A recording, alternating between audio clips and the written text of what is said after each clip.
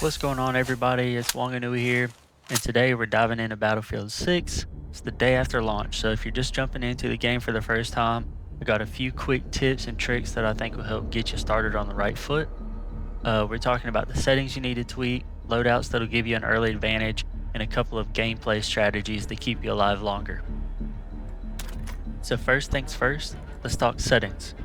Go to your settings in the top right hand corner, down to graphics, and then scroll down under camera settings. There you may want to change your field of view. I usually run around 110.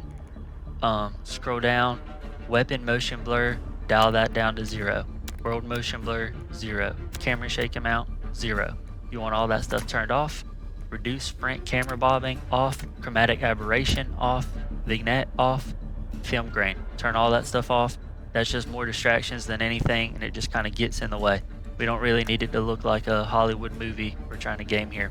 Also, scroll down, turn VSync off. That's just going to help with performance. Next, for those of you that are unaware, you can actually change your crosshairs. So if you go down to crosshairs and indicators, you can adjust the thickness, the color. So I've been usually running a green. I think it stands out pretty good considering, the white kind of can wash into the background sometimes, and I'll also make it a little bit thicker just so you can see a little bit better. So set that to your personal preference, whatever you think looks best, but definitely changing that crosshair just makes it stand out and pop a little bit better than when you have the white one. Also, if you want to change any of your hit indicators or anything like that, now's kind of the time. Default's been fine for me, so I just left it at that. Finally, back out of graphics and go into your system settings. If you scroll down under creator, there's mini-map settings there, and you can actually adjust the size of your mini-map. So I think everybody's normally set it small. Dial that thing up to large and you'll just get a wider range. You'll be able to see enemies further out. There's also a couple of other view distance options there that you can change, just kind of depending on your preference. Next things that we kind of need to think about are key bindings and controller bindings. For me, the double push C to crouch to slide was just insanity, so I had to get that turned off. I also like to have hold to sprint on as well, hold to crouch. I don't want anything just toggle on, toggle off. So if you want to change any of that, now's a good time to go ahead and get all your settings dialed in as far as your key binds. Everybody's different, so just set that up the way you like. Next, I don't want you guys to forget about your challenges. Challenges are up at the top of the menu. There you can see daily, weekly assignments, campaign challenges. Completing these challenges are going to help you unlock your weapons faster, rank up faster, and be able to get your classes fully loaded out. So make sure that you're checking in your challenges every day, keeping them up to task, and completing those daily and weekly challenges to get all that XP. And just don't forget, there's a lot of different gadgets and weapons that are kind of behind unlocks through XP, so you definitely need to focus on that. The quicker you can do that, the quicker you can get a better loadout and be able to be more efficient in your gameplay. And if you didn't know, you can stack XP boosts. So there's a permanent 5% just for owning the game and another 5% for being in a squad. Plus, there's time ones that you can earn. You can stack them up and just rank up twice as fast. A couple of loadout tips I have for you. If you're running the assault class, you can ditch the primary weapon because that splits your ammo. If you equip a gadget instead of your second primary, you'll get full ammo in your main instead of splitting it in half. Also, each class has a unique active ability once you have enough XP earned in the match. Recon gets a UAV drone, engineers get repair boost. It's great for keeping vehicles alive, or boosting up your radar. There's also a few passives that you should learn about. Each class has their own passive perks. Assault gets faster draw speed and objective XP boost. Support gets better LMG handling and auto ammo sharing. Engineer gets SMG stability and less explosive damage near vehicles.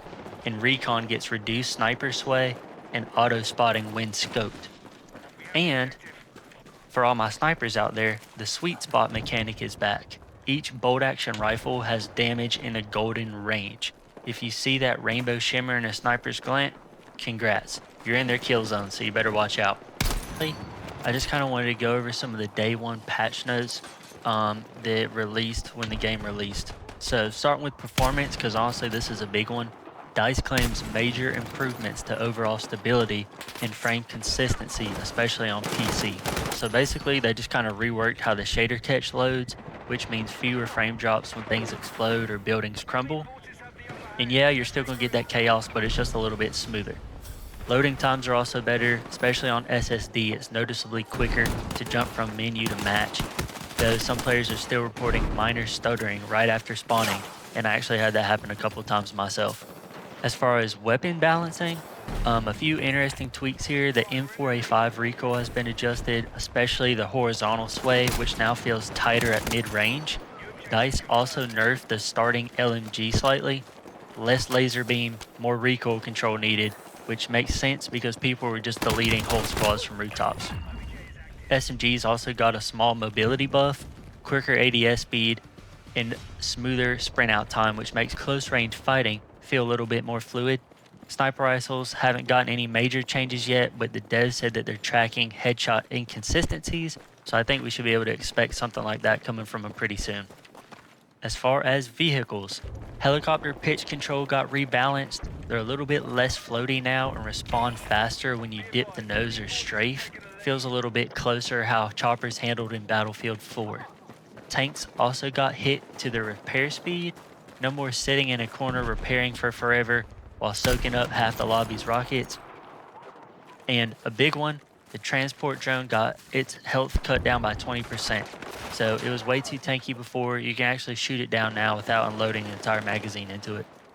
There's also been a bunch of small quality of life stuff that's added up. Um, they fixed broken climb points on skyscrapers, adjusted lighting in darker interiors, removed some invisible walls that were blocking grenades. Also, a few spawn points were adjusted, especially on the map Blackwell Fields. You won't spawn directly in open fire zones as often as people were before. Finally, they kind of fixed some annoying bugs where your character would jitter on escalators or catwalks. That one was driving me insane, especially during the beta. As far as audio and UI changes, audio got a couple of changes. Gunfire occlusion improved so you can tell better when shots are inside or outside of buildings. Explosions are sounding heavier, footsteps are a little bit more directional. That's a big win for headset players. UI wise, there's new clarity in the kill feed. The class icons are a little bit sharper. They added a hit indicator color for vehicle damage versus infantry damage. Minimap scaling still feels small, but at least now it refreshes quicker when you're spotting enemies. And finally, class and gadget changes. Classes got a few balance nudges. The Recon UAV has a slightly longer cooldown, so you're just not spamming UAVs over and over. And the Assault's Adrenaline Injector lasts half a second less, but it regenerates quicker. Engineers got a small buff, faster turret deploy time, and smoother animation. And the spawn beacon radius got fixed as well, so it should properly block enemy placement if they're too close, so no more surprise spawns in your base. Overall, this day one patch feels a lot more solid. Nothing earth shattering, but it's definitely smoothing things out as far as the rough edges. Battlefield 6 feels more stable, the gunplay feels a little bit tighter, and the chaos is still 100% there, just a little bit more under control. I'll keep running games all week, so if you're grinding levels or testing new loadouts, hit subscribe, and I'll drop full class breakdowns, recoil guides, and patch updates as they land. This is Wonganooie. Stay tactical, play smart, and I'll see you on the field.